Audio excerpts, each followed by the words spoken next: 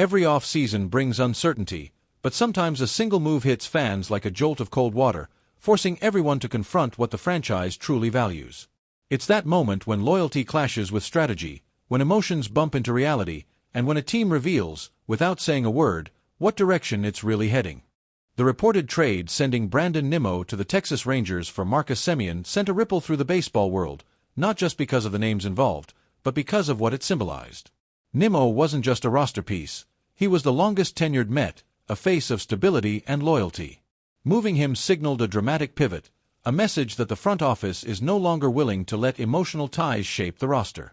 And if they're comfortable parting with a player still under contract for 5 more years, it raises a much bigger question about the future of 2 major free agents.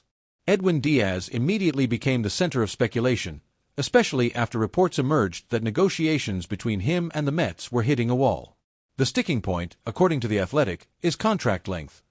Diaz wants another 5-year, $102 million deal similar to the one he signed in 2022.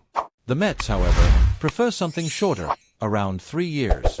And that gap has created a quiet tension between both sides, enough for league insiders to suggest that the team is already preparing backup plans if the superstar closer decides to walk away. E.W. York has been in contact with the camps of free agent relievers Devin Williams and Robert Suarez, 2 respected all-stars who bring high-impact potential at a much lower financial commitment. On paper, it sounds logical, until you remember that Diaz is coming off a dominant season, posting a 1.63 ERA with 98 strikeouts in just over 66 innings.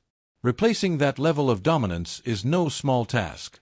But for a franchise trying to correct the mistakes of a disappointing year, flexibility and long-term control suddenly matter more than ever, and that's where the dilemma truly deepens. What would you do with Edwin Diaz? Pay the full 5 years or pivot to cheaper closers? Drop your take in the comments and don't forget to subscribe and turn on notifications.